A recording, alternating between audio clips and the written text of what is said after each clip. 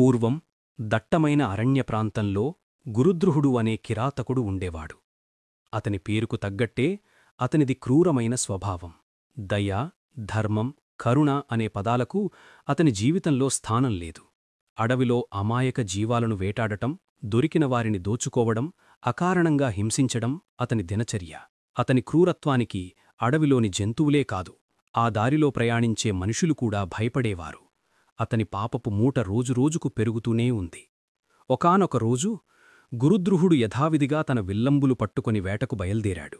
కాని ఆ రోజు విచిత్రంగా తెల్లవారినప్పటి నుండి సూర్యాస్తమయం వరకు అడవి అంతా గాలించినా అతనికి ఒక్క చిన్న జంతువు కూడా కనపడలేదు. అతని కడుపు ఆకలితో నకనకలాడుతోంది.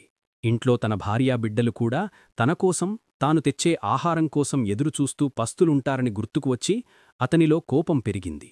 ఏలాగైనా సరే ఈ రాత్రికి వేటను సాధించకుండా ఇంటికి వెళ్లను అని భీష్మించుకున్నాడు. చీకటి పడింది. జంతువులు నీరు త్రాగడానికి వచ్చే ఒక చెరువు గట్టుకు చేరుకున్నాడు.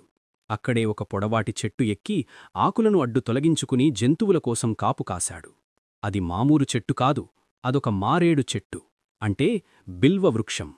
రాత్రి గడుస్తోంది. చలికి ఆకలికి అతని శరీరం వణుకుతోంది, కళ్ళు నిద్రతో మూతలు పడుతున్నాయి. కాని వేట మిస్సవ్వకూడదన్న పట్టుదలతో నిద్రను ఆపుకోవడానికి ఆ చెట్టు ఆకులను ఒక్కొక్కటిగా తుంచి కిందకు పడవెయ్యసాగాడు. అలా ఆ రాత్రంతా గడిపాడు. ఒక్క జంతువూ రాలేదు. సూర్యోదయం కాగానే ఛీ, ఈరోజు అంతా దండగా అని విసుక్కుంటూ నీరసంగా తన ఇంటికి ఖాళీ చేతులతో వెళ్ళిపోయా. కొంతకాలం గడిచింది. గురుద్రుహుని పాపపు కుండ నిండింది. అతనికి మరణమాసన్నమైంది.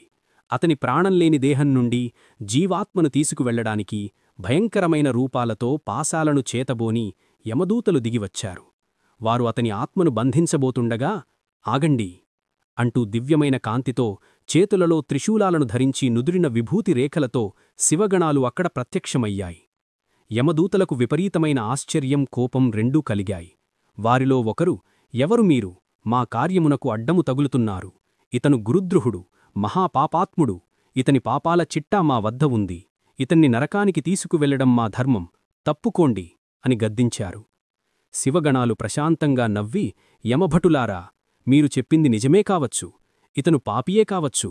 కాని ఇతని ఆత్మ ఇప్పుడు పాపవిముక్తమైంది. ఈయన ఇప్పుడు శివభక్తుడు. ఈయన ఆత్మను కైలాసానికి తీసుకువెళ్లమని మాకు మా స్వామి ఆజ్ఞ. దారి ఇవ్వండి అన్నారు. ఈ మాటలకు యమదూతలు నివ్వెరపోయారు. కైలాసానికా? ఈ క్రూరుడా?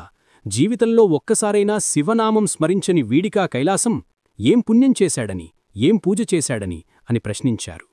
అప్పుడు శివగణాల అధిపతి